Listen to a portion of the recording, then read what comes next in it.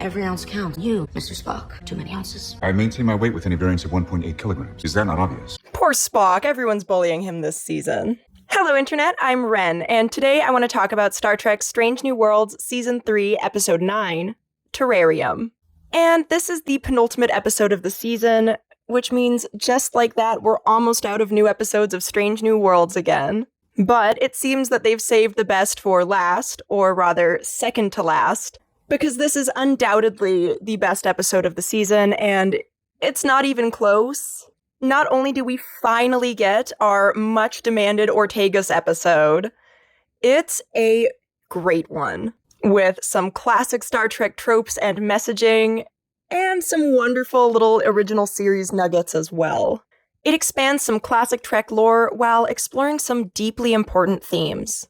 And this is going to be another one of my low-key, unscripted reviews, so it's just me, my notes, and my hyperfixation while we break down this episode. This video will also contain spoilers for Strange New Worlds up to this point, and may also feature spoilers from prior Trek series, so you have been warned. We get another relatively simple episode premise that's mostly A-plot, and it definitely benefits from the streamlined nature of the storytelling. Ortegas is on a solo away mission as she helps to gather data about some unusual gravimetric waves in a mysterious uncharted corner of space, when she's snatched up by a suddenly appearing wormhole and crashes on a barren moon circling a gas giant, only to discover that she's not alone, and her only company is a Gorn who is also stranded there, as she tries to survive and find a way home while the Enterprise crew searches for her. Sort of. If the shuttle was adrift, we would have registered its ping by now. Overall, this was a fantastic episode, one of the best of Strange New Worlds runs so far, and a great episode of Star Trek generally. The vibe is very Ortegas does Darmok, as she and the Gorn interact and eventually learn to communicate in a rudimentary way, after Ortegas cobbles together a simple translator that allows the Gorn to say yes or no, or rather, agree, disagree. It should give yes or no responses. Agree. We also get an interesting tidbit when we find out that the Gorn was already capable of understanding Ortegas without the translator. You understand me. Agree. And of course, an unlikely friendship develops between Ortegas and the Gorn. Look at us, just a couple of girls having a slumber party. We could braid each other's hair. Who are pushed together by circumstance, and also mysterious forces that seem to be present on the moon, and watching them. By far the best part of the episode is Ortegas and the Gorn getting to know each other. After some initial hesitancy, once they're able to communicate, we see them work together to repair the communicator, and we also see them fill their downtime with some games. They play chess and a mysterious Gorn game, where the victor is supposed to eat the pieces. You want me to eat it? And there's this great moment where Ortegas pretends to eat the piece and puts it in her pocket because the Gorn seems sad when she doesn't want to. There are so many funny little interactions, and their bond is really sweet. We see both of them take risks and go out of their way to protect each other. Your wounds are infected.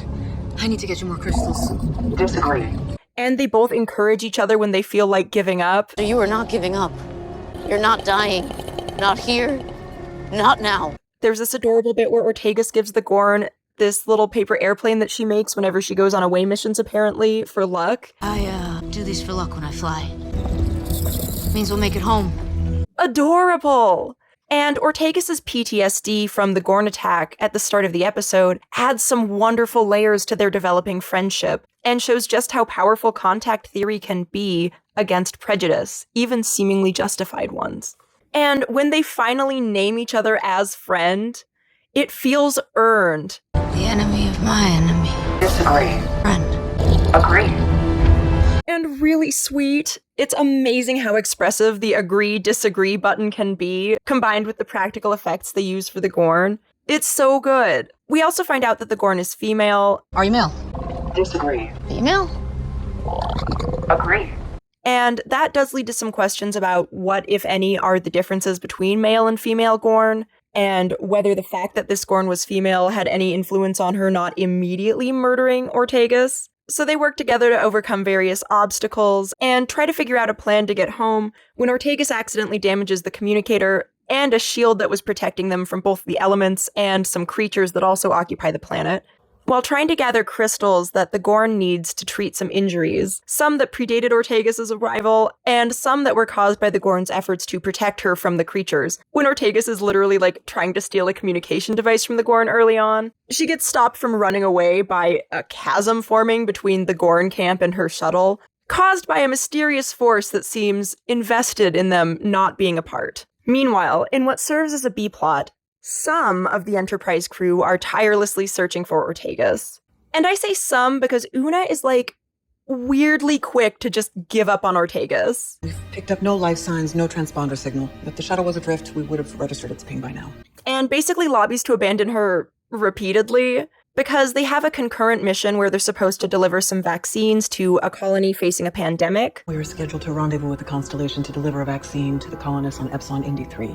And we need a ticking clock, so that's Una constantly reminding us about the need for the vaccines and the rendezvous. I have to advise against it. We've already lost one crew member, and we have to make our rendezvous. And poo-pooing any plan or any suggestion to find Ortegas. It would be one thing if it was just once or twice, but this happens 5-6 times in the episode. Sorry, Chris, we've run out of time. Erica may or may not be alive. Una wants to leave her behind so bad.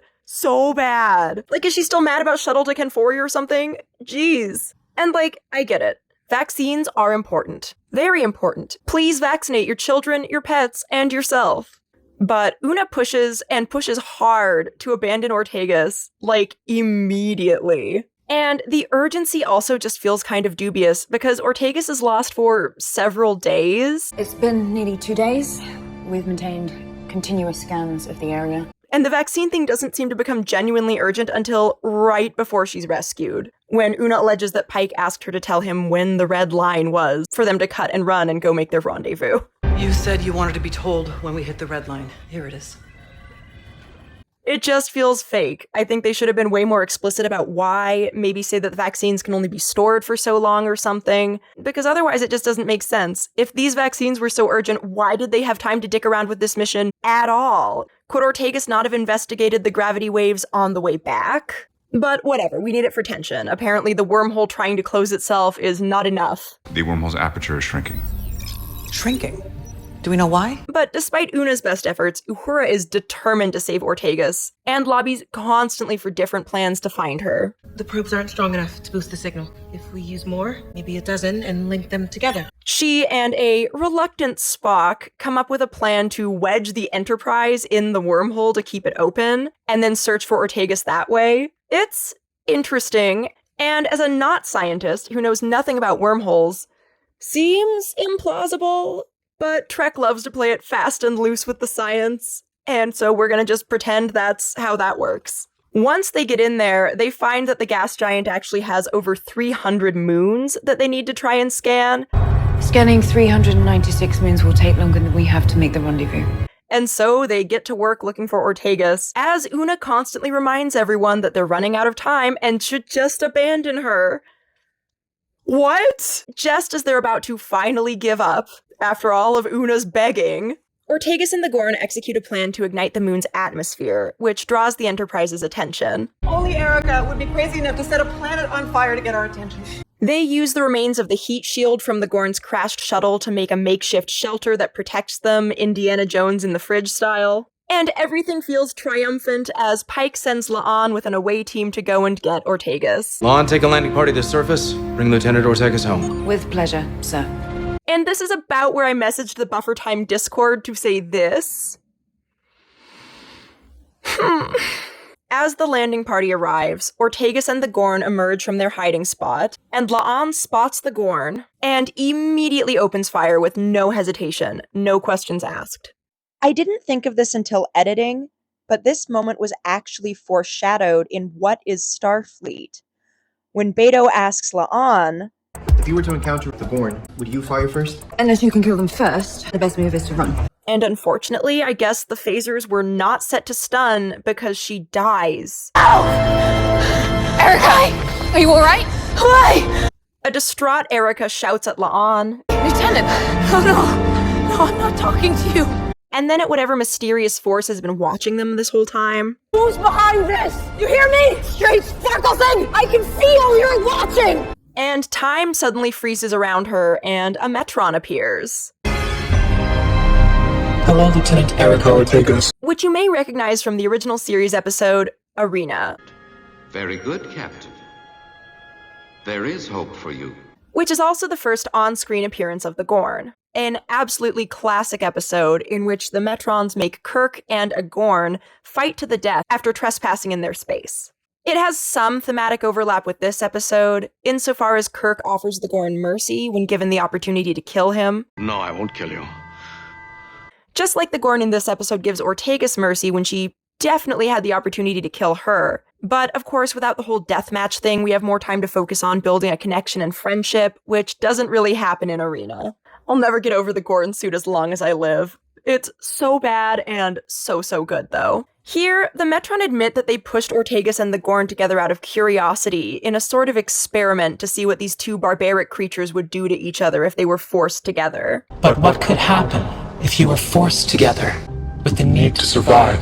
And while there is, of course, the survival element, they point out that the Gorn was kind of surviving just fine until Erica showed up. When you first arrived, this creature didn't need you to survive. And spared Erica because she wanted a friend. It kept you alive because it was lonely. They seem very impressed with Ortegas' merciful qualities, and note that it offers some hope for their species, and maybe even eventual peace. You managed to look past your pain and trauma. There is hope for your two species. But they're also perturbed by the contrast of La'an's immediate violent reaction. The violent reaction of your fellow human has even as much to consider. And in allusion to Arena, which is of course chronologically later than this episode, they say that they need more data on the matter. We need more data to determine if the human and the Gorn will ever find peace. But Ortegas is understandably pretty pissed. And so am I, because the entire time I was sitting there waiting for the Metrons to revive the Gorn, to go back a few minutes in time and save her, to do something. But no, they just leave her. She's just dead. And I understand it's probably because they really didn't have a good long-term way to resolve the Gorn thing here. Like, at best, we could have probably sent her off on her own in a shuttle, but she always would have been out there, and it would have raised some questions about the chronology of things later on. So, I get it, but I'm still sad. That said, I do think it's actually really important and profound messaging about how dangerous even the most seemingly justified prejudice can be. Because the contrast between La'an and Erica here is actually fantastic. When Erica first encounters the Gorn, she says to herself, "What I'd give for a phaser." But if she had had a phaser in that moment, it's very likely that she would have reacted the exact same way that La'an did, and they never would have become friends at all. Because when Ortegas first saw the Gorn, all she saw was a Gorn, with no concern for the individual. And that's the same thing La'an saw. And I really like that we contrast these two characters who both had intense PTSD associated with the Gorn. While La'an did process a lot of hers with the events of Hegemony Part 2, it's still something that she's never going to fully get rid of or get over. And she also didn't go on that journey that Erica did of really learning that there's more to the Gorn than just an enemy. And so we get this nice juxtaposition of Erica at the start of the episode versus La'an at the end of the episode, and Erica at the start of the episode versus Erica at the end of the episode. And we see how powerful contact theory is and how much it shaped Erica in such a short time. So that's ultimately really beautiful, but I still want our girl to be alive. So the Metrons delete themselves from Erica's memory, but allow her to keep the rest of the experience. And she and the away team return to the Enterprise. Back on the ship, Uhura checks in with her, and Erica, who's still processing, expresses that she doesn't really know how to feel about La'an. She saved me. She was my friend. La'an is my friend too. I don't know what to do with that. Because La'an killed her friend, but she's also still her friend, and she did it to protect her. And I think that could be some really interesting interpersonal stuff to explore moving forward, particularly through the lens of their contrasting experiences with PTSD. It really sucks that when she finally gets over her Gorn PTSD, it's immediately replaced with Gorn friend murder PTSD. But there was so much to love about this episode. We had some great performances, especially from Melissa Navia and Celia Rose Gooding.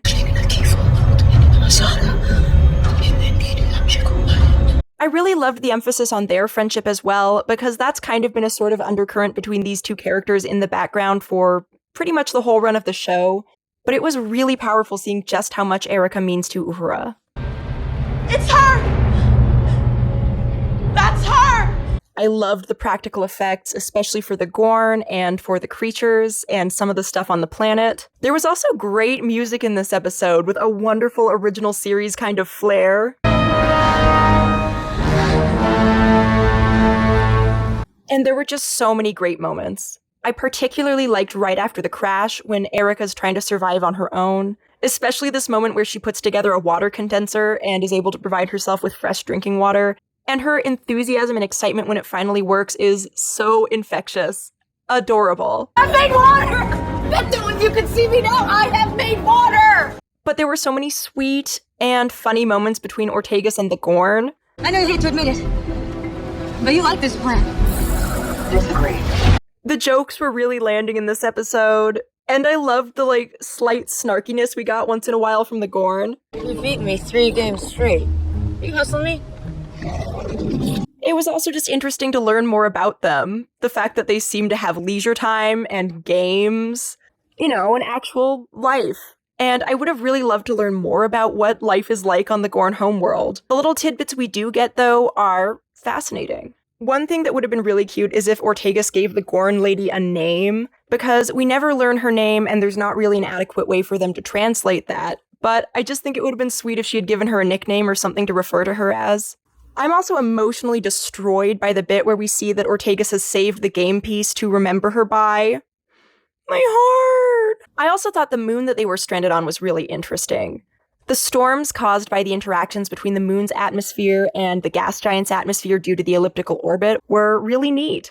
I also like that Erica references Division 12. This region is legendary for its tales of strange phenomena, the kind of thing Division 12 usually looks into. Which might be related to Division 14 from Lower Decks, which is the guys that tried to take Boimler to the farm when he was experiencing mysterious medical issues. Ugly Captain! All right, calm down. I already alerted Division 14. There seemed to be some overlap in terms of the things they investigate. Or maybe it's set up for yet another spin-off. That would be fun. So yeah, despite my griping about the Gorn not being saved, because I'm still really sad, and Una's bizarre championing of Ortegas being left behind, and the general lackluster enthusiasm from everyone but Uhura for saving Ortegas, I loved this episode. As I said, it's the best one of the season. It's not even close. There's very little to dislike about it, and the few nitpicks I had paled in comparison to all of the things that it did right. This is exactly what we've been looking for. More of this, please, Paramount. Less romance, although does part of me ship Erica and the Gorn? Maybe a little? But anyway, more of this, please. More strange new worlds, more new lives and new civilizations, more forced to understand an enemy and find common ground. Give me all of these juicy classic Trek tropes because we need them right now. So yeah, this episode is the first one that feels like a real meal this season when we've kind of been starving on cotton candy with so many filler episodes. Finally, some good fucking food. And again, I love a good filler episode, I do, but I really wish we had had a little more substance this season, and this episode finally gave us that. But that's all I have for you for now. What did you think of this episode? Do you want to make friends with the Gorn? Are you as mad at the Metrons as I am? Let me know in the comments down below. Like, share, and subscribe for more videos. See you next time. Wiedersehen.